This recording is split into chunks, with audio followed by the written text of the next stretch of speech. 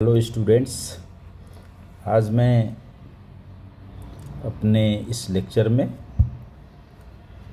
Reproduction in organism नामक पाठ से कायिक जनन के बारे में बताऊंगा।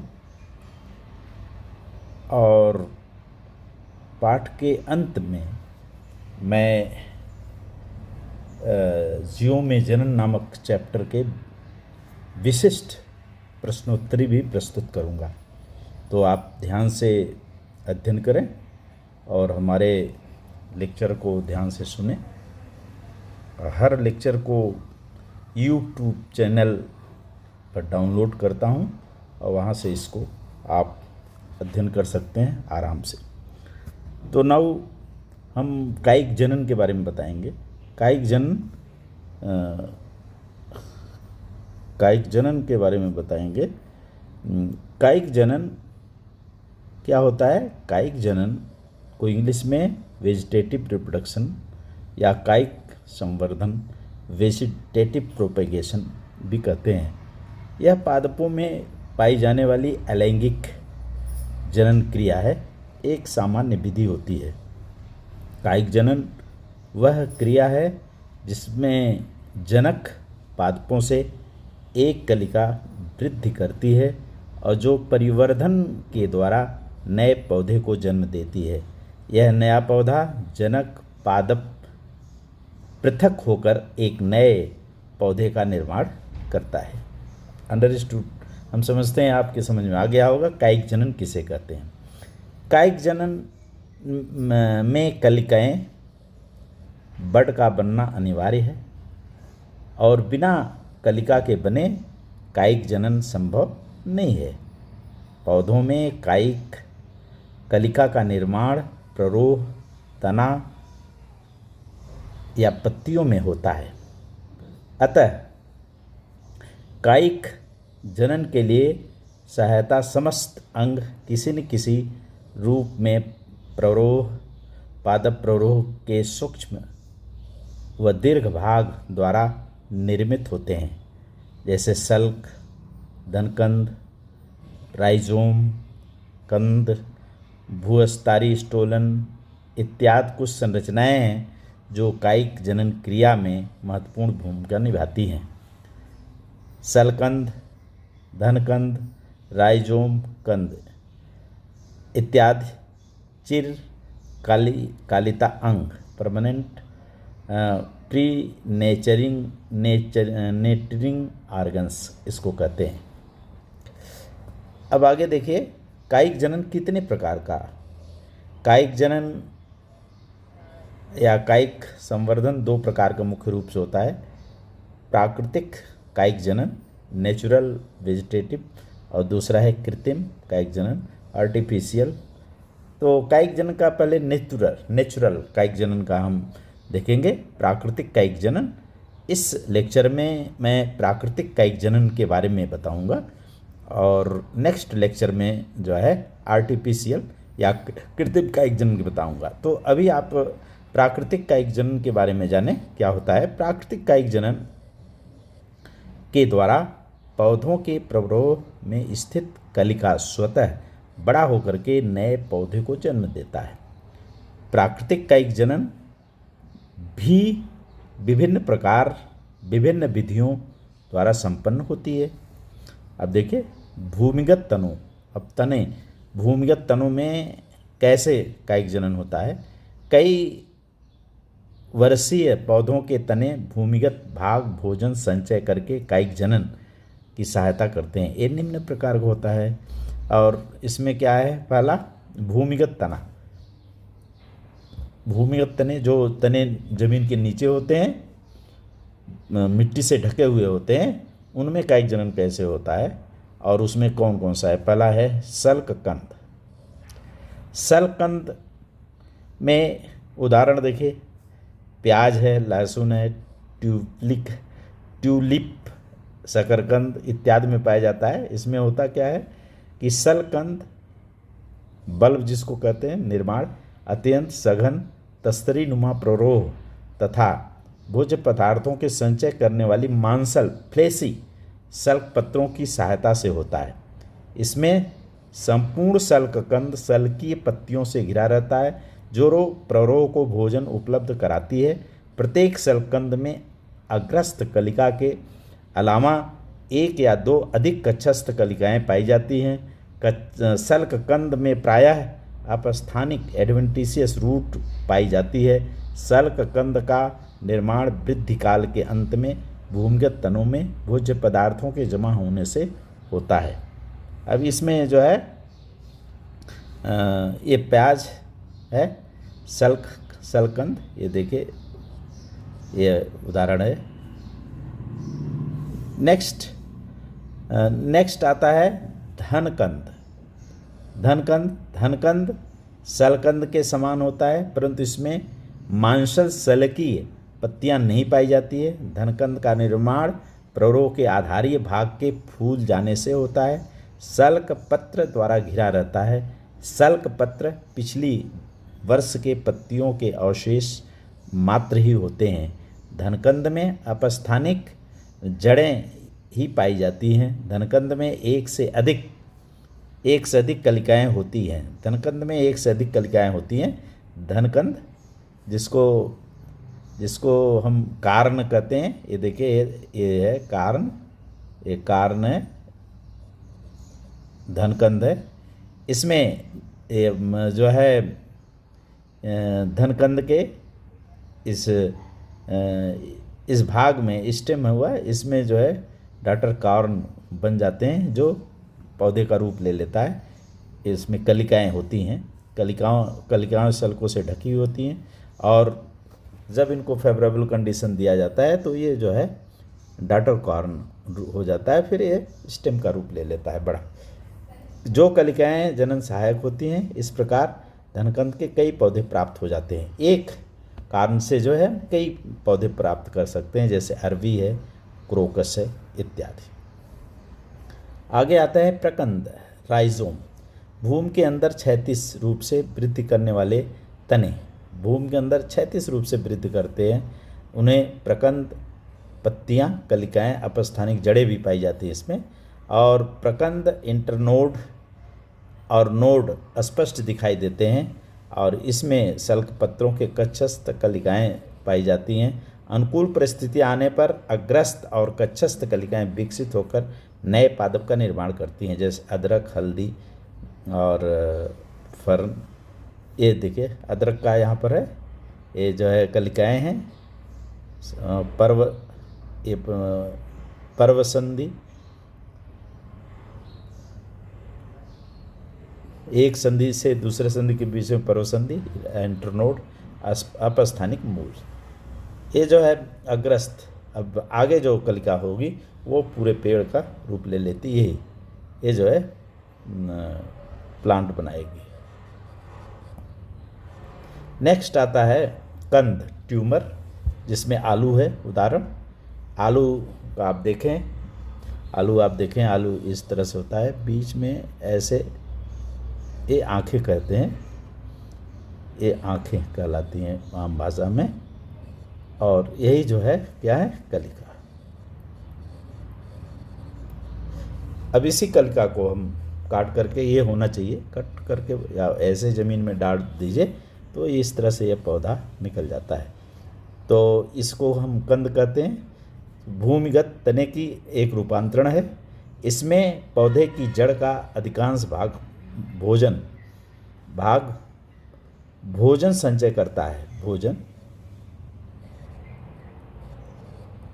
भोजन संचय के कारण फूल जाता है, कंद का निर्माण करता है और इस कंद में उपस्थित गर्तों का कक्षस्थ कलिकाएं, जिन्हें हम आँख कहते हैं, और जो नए पौधे को जन्म देती है। ये कक्षस्थ कलिका जो है वो नए पौधे का निर्माण करती है। कंद केवल एक ही वर्ष तक जीवित रहते हैं, जैसे आलू। आगे आता है वायवी तना, जो तना वायु में, हवा में लटक रहा है या हवा में तैर रहा है, ऊपर होता है ज़मीन से, उसमें कैसे कायिक जनन होता है इसको आप देखें। जैसा नाम स्पष्ट है, ये पौधा मिट्टी के ऊपरी परत पर रेंगते हुए और वृद्ध नीचे होते हैं। इसमें मृदा के ठीक नीचे या ऊपर, इसमें पर्व संधियाँ पाई जाती हैं। पर्व संधियाँ से वायवीय शाखाएं अपस्थानिक जड़ें निकलती हैं। पर्वों के टूट जाने से नए पौधे, जो पर्व टूट जाता है, ये निम्न प्रकार के होते हैं। देखिए, ऊपरी भूअस्तारी या भूप्रसारी, जिसको रनर कहते हैं, ये मिट्टी के सतह पर रेंग कर फैलते हैं। इनके पर्वसंधि अपस्थानिक जड़ें, पर्व के टूटने के नए पौधे का निर्माण होता है। इसमें दूब घास, खट्टी बूटी, ऑक्सलिस, इसमें देखिए दूब घास है, ये जड़ है, जड़ रूट, और इसको हम रनर कहेंगे। ऊपर इतना है स्टेम, जो रनर कहलाता है। ये मिट्टी में, इस सॉइल, जड़ सॉइल में है, ऊपर मिट्टी के ऊपर। यहाँ पर देखिए घास, यहाँ पर रूट है, और ये रनर, स्टेम, शाखा। इस प्रकार से जो है जमीन के ऊपर जो है अपर ऑफ द सॉइल के ऊपर जो है ये रेंगते हुए चलते हैं। इस प्रकार से अंतःभूस्तरी शकर देखिए, शकर में क्या होता है, शकर में इसके शाखाओं में भी क्या होता है, शाखाओं में शकर का अंतःभूस्तरी का तने के भूमि भाग से निकलने वाली शाखाएं तिरछी वृद्धि करके भूमि से बाहर निकल जाती हैं, और ये पत्तियां युक्त प्ररोह होते हैं, जो पृथक होकर नए पौधे का, जैसे पुदीना गुलदावरी, इसमें पुदीना गुलदावरी का है। देखिए, इसमें ये शाखाएं, अर्थात ये प्ररोह का भाग हुआ तने का, जो जमीन से लग करके ये रूट बन जाता है, और इसके बाद यहाँ से कट कर दीजिए, नया पौधा बन जाएगा। नए पौधे का निर्माण करते रहते हैं। इसको हम अंतःभूस्कारी शकर कहते हैं, शकर। अगला आता है स्टोलन। ये तने भूमिगत भाग से विकसित होते हैं। तने पर्वसंधि नोड और अपस्थानिक जड़ें प्ररोह से विकसित है। पर्वों से टूटने के पश्चात ये नए पौधे का निर्माण करते हैं। जैसे अरबी स्ट्रॉबेरी दिखे, जो है बीज के भाग को स्टोलन कहेंगे, स्टोलन। तो इस प्रकार से दूसरा एक ये जो है ज़मीन के ऊपर दूसरा पौधा तैयार हो जाता है। ये इसका तना आगे बढ़ जाता है, और जो इस पर नोड, इंटरनोड अर्थात नोड्स होते हैं, इन पर्वसंधियों से जो है नए पौधे का विकास हो जाता है। अगला है ऑफसेट। ये भूमि के समानांतर वृद्धि करती है। छोटे पौधे मोटे होते हैं, इन पर नोड और पृष्ठतल पत्तियों से ढके रहते हैं, जबकि इनके अधरतल से अपस्थानिक जड़ें निकलती हैं। मुख्य तना टूटने के पश्चात नए पौधे बना लेते हैं। जैसे इसमें आता है जलकुंभी पिस्टिया। ये जलकुंभी पिस्टिया ऑफसेट इसको कहेंगे। एक देखिए है इसकी पत्तियाँ और इसकी जड़ें हैं, और यहाँ पर ऑफसेट, ये भूस्तरी ऑफसेट इसको कहेंगे, ऑफसेट्स। एक पौधे से, और इसको तोड़ दीजिए, यहाँ पर कट कर देते हैं, तो ये जो है नया पौधा तैयार हो जाता है।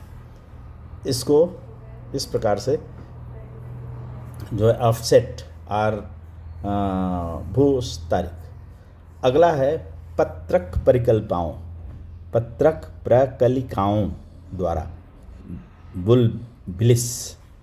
अनेक पौधों में कलिकाएं, बड्स, खाद्य पदार्थों का संचय करके पत्र प्रकलिकाओं का निर्माण करती हैं।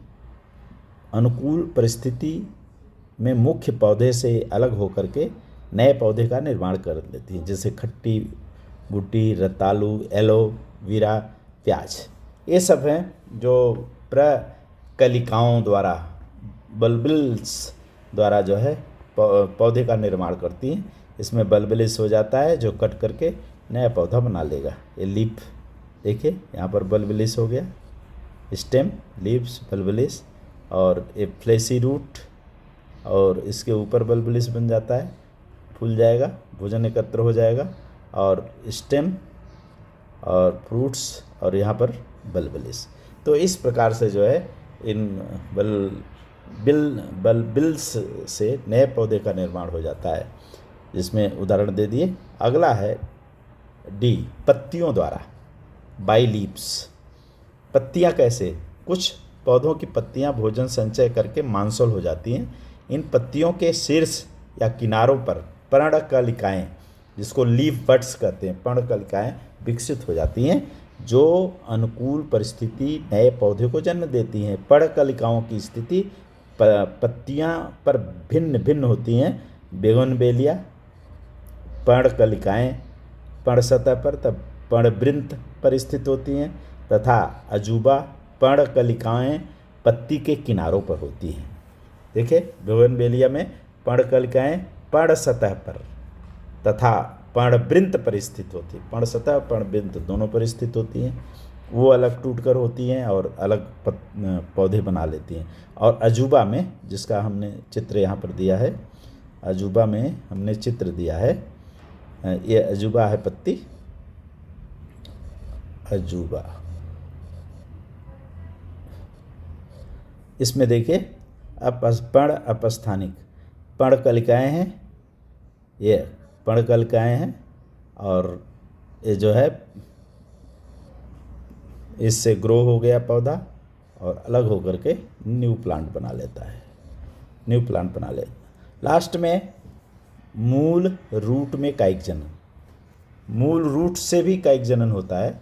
किस प्रकार? देखिए, कुछ पौधों के मूल कायिक प्रवर्धन करते हैं, जैसे शकरकंद, सतावर, डहेलिया, एयम आदि हैं। अपस्थानिक कलिकाएँ, इसमें अपस्थानिक कलिकाएँ होती हैं। अपस्थानिक एडवेंटिशियस बड्स निकलती हैं, जो नया पौधा बना लेती हैं। एडवेंटिशियस अपस्थानिक, जिनका स्थान निश्चित नहीं होता है, ऐसे कलिकाओं को अपस्थानिक कलिकाएँ कहते हैं, कहीं भी निकल सकती हैं। कुछ काष्ठीय पौधों की जड़ों में मुराया, अल्विजिया, शीशम डालबर्जिया आदि से भी प्ररोह शूट निकलता है, और जिनकी वृद्धि नए पौधे के रूप में हो जाता है। यहाँ पर देखिए शीशम है, शकरकंद है, और डहेलिया ये है। ये जो है जड़ है, जड़ से देखिए अपस्थानिक बड्स निकलती हैं, और जिससे न्यू प्लांट बन जाता है। यहाँ पर देखिए ये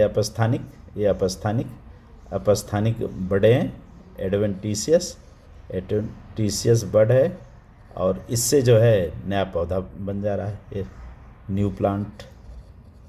और इसी प्रकार यहाँ पर देखिए, तो इस प्रकार से जो है एडवेंटिशियस रूट्स काष्ठीय पौधों और डहेलिया, सताव और कुछ सॉफ्ट पौधों में पाया जाता है, जो एक नया पौधा बना लेता है टूट करके।